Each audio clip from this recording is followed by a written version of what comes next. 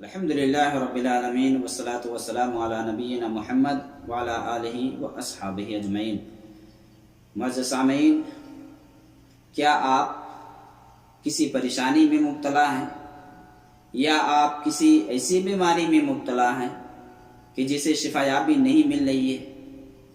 آپ شفایابی چاہتے ہیں یا آپ روزی کی تلاش میں ہیں، روزی نہیں مل رہی ہے، یا اس کے علاوہ دیگر اور کوئی پریشانی ہے جس کے تلے آپ دبے جا رہے ہیں یا آپ پریشان ہیں؟ کیا اس سب سے آپ نکلنا چاہتے ہیں؟ تو آئیے ایک وظیفہ میں بتاتا ہوں، اس پر عمل کیجیے گا۔ حدیث سنن ترمذی کی ہے، حدیث نمبر 2457 ہے۔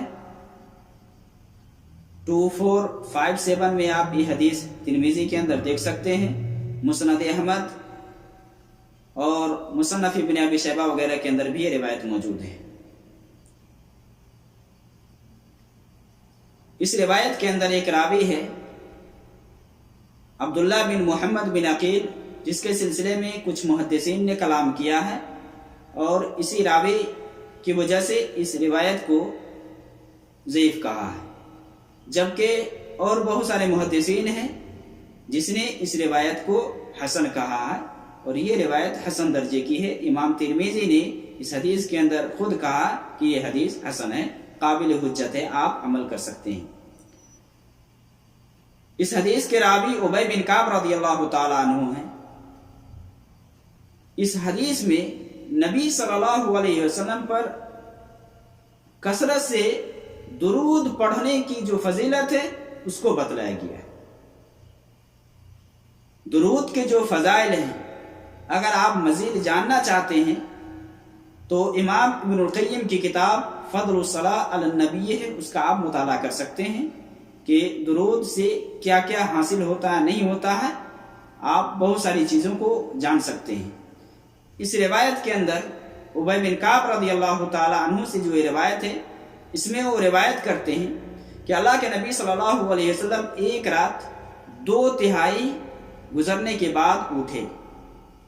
اس کے بعد آپ صلی اللہ علیہ وسلم نے فرمایا، لوگو اللہ کا ذکر کرو، اللہ کو یاد کرو۔ جھٹکا یعنی زلزلہ کا جھٹکا آ گیا، مراد یعنی قیامت تھا کہ قیامت کا جھٹکا آ گیا ہے۔ اس کے بعد پھر دوبارہ جھٹکا آئے گا جب انسان دوبارہ قبر سے اٹھائے جائیں گے۔ اس کے بعد آپ نے فرمایا کہ موت اپنی لوازمات کے ساتھ آ گئی، موت اپنی لوازمات کے ساتھ آ گئی۔ ابی بن کعب رضی اللہ تعالی عنہ وہ بیان کرتے ہیں کہ میں نے کہا کہ اللہ کے نبی صلی اللہ علیہ وسلم انی اکثر الصلاۃ علیک، کہ میں آپ پر کثرت سے درود بھیجتا ہوں۔ فکم اجعل لک من صلاتی، تو میں اپنی دعاؤں میں سے، اپنے وظیفے میں سے کتنا ٹائم آپ پر درود بھیجنے میں لگاؤں؟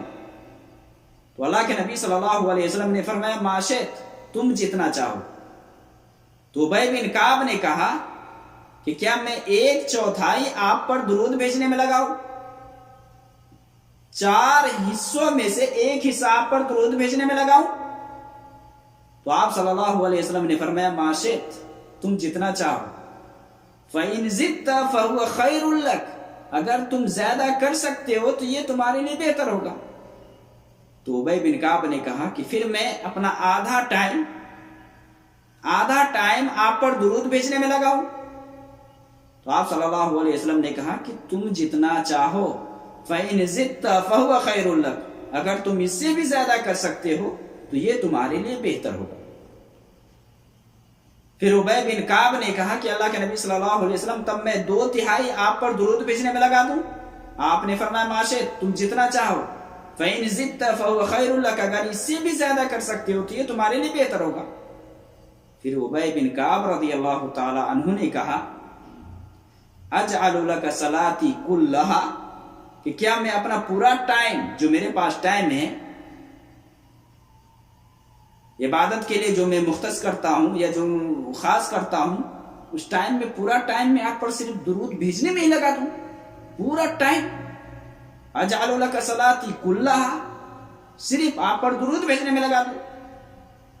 اللہ کے نبی صلی اللہ علیہ وسلم نے کیا فرمایا؟ اذن تکفی ہمک ویغفر لک ذنبک، اگر تم نے ایسا کر لیا تو تمہارے تمام افکار و علام اور مصائب کی طرف سے یہ کافی ہے، تمام پریشانیوں کی طرف سے یہ کافی ہے۔ اس کے بعد آپ نے فرمایا کہ تمہارے گناہ بھی بخش دیے جائیں گے۔ معزز ناظرین، درود کی بہت زیادہ فضیلت ہے۔ آپ کسی مصیبت میں گھرے ہوئے ہیں، کسی پریشانی میں گھرے ہوئے ہیں، کوئی راستہ نہیں ہے، آپ کثرت سے درود پڑھیں، کثرت سے نبی پاک صلی اللہ علیہ وسلم پر درود بھیجیں، انشاءاللہ اللہ رب العالمین آپ کو اس پریشانی سے نجات دے گا۔ اللہ رب العالمین ہمیں توفیق دے۔ وصلی اللہ علیہ وسلم۔